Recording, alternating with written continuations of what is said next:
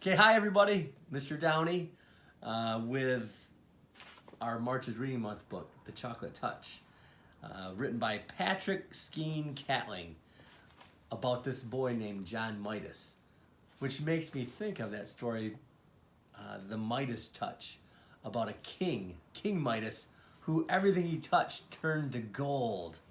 How cool would that be? Except he found out that it wasn't that cool. And so it's similar to this story because John Midas, the little boy, loves chocolate and thinks that there's nothing better in the world than chocolate.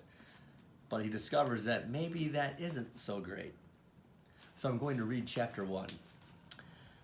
Most of the time, John Midas was a very nice boy.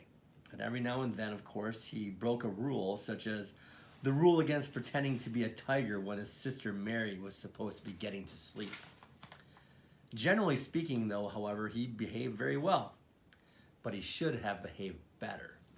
He lived in a comfortable house surrounded by a green lawn and wide-spreading shade trees that were suitable for climbing.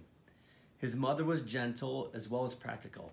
His father, when he didn't have to hurry to town, spent hours telling John interesting things about baseball and beetles, birds' nests, boats, brigands, and butterflies. John went to school and he liked it.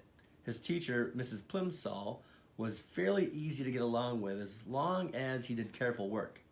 He had received a new shiny golden trumpet and music lessons as a going to school present, and Mrs. Quaver, the music teacher, had soon agreed to let him play small parts, a few notes at a time, with the school orchestra.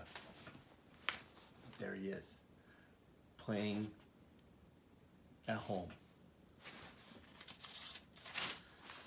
Finally, there was Susan Buttercup, who was in his class. Susan had soft yellow curls, round pink cheeks, blue eyes, and one of the best collections of marbles in the neighborhood. John should have been completely well behaved, but he wasn't. He had one bad fault. He was a pig about candy.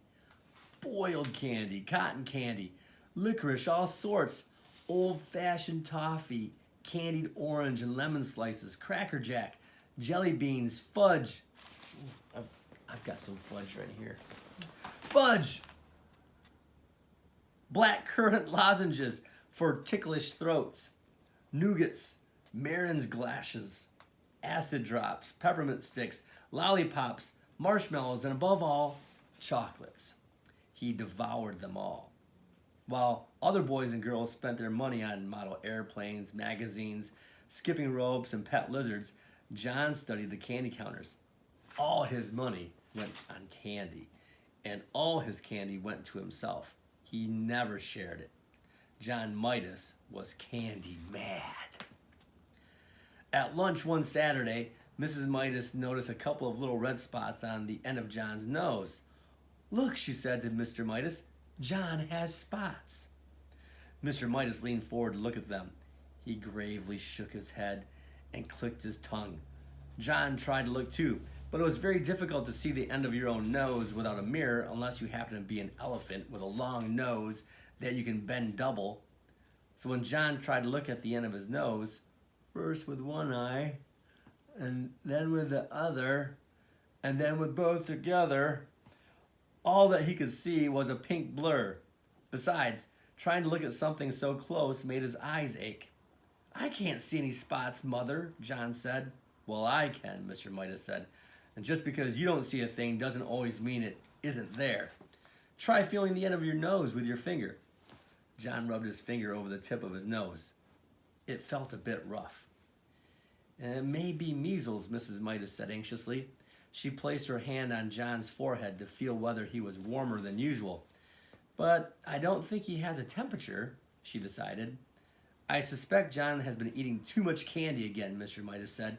"Have you been eating candy this morning, John?" Some," John admitted.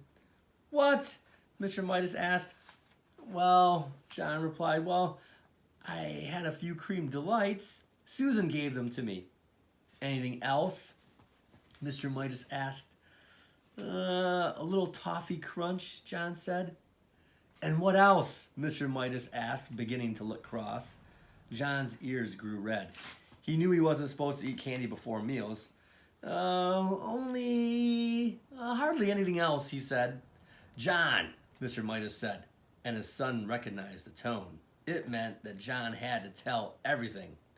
It turned out that John had been around to see most of his friends, and they had all managed to get candy from nearly every single one of them. The list he recited was a long one.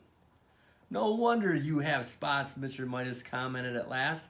I think we'd better take John to see Dr. Cranium, he said to Mrs. Midas. Cranium, that means your head. Dr. Cranium was a tall, thin man with a bald head and a gray mustache. He looked through his glasses at John and said, He eats a lot of candy, Mr. Midas said. He hasn't been eating his meals properly, Mrs. Midas said. That's just what I thought, Dr. Cranium said.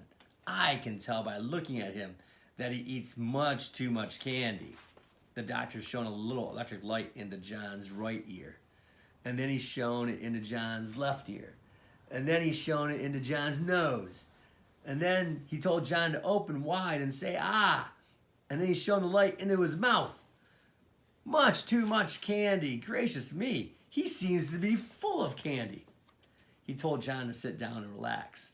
And then he picked up a small rubber-headed hammer and gave John a light tap on the right knee, just below the joint.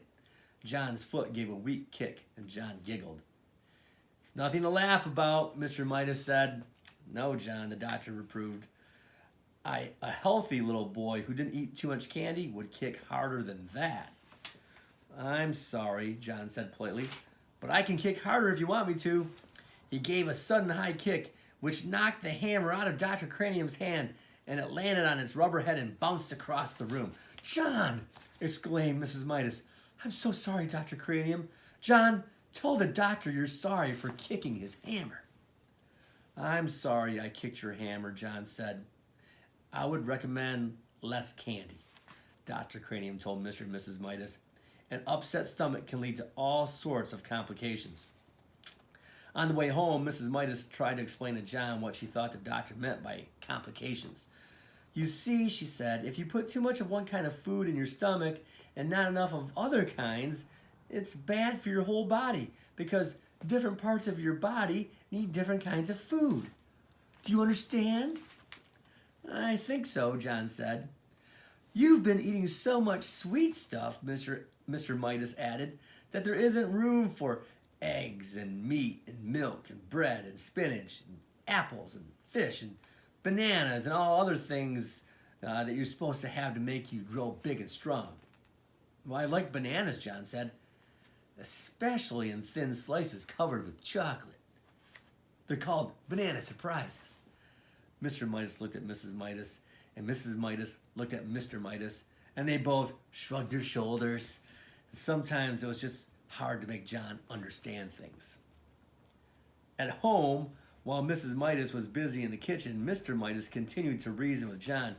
You mean you'd rather eat candy than anything else, and chocolate rather than any other kind of candy? Mr. Midas asked.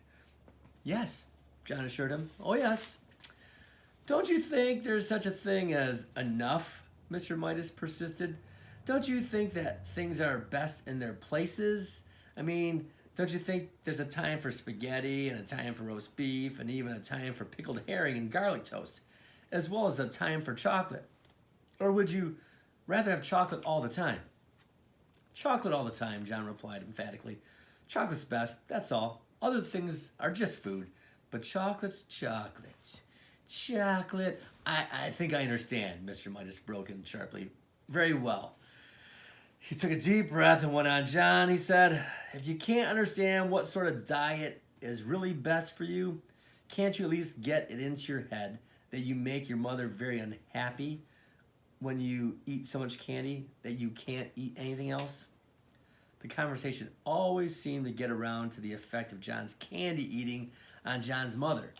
John couldn't see how it could possibly do her any harm if he ate candy. He sat silent for a moment, and then he said, May I go out and play, please, Daddy? The end of chapter 1. I can't wait to see what happens to John Midas and his love of chocolate. But remember, March is reading month. Yeah, we focus on reading because reading is important. It's a lot of fun. But because it's fun, it doesn't have to be just during the month of March. It can be anytime. Reading is fun no matter what time of day it is, no matter where you're at. It all depends on a good book, a good place to be, and maybe a little bit of candy. That's being Turtle Tough. Have a great March is Reading Month.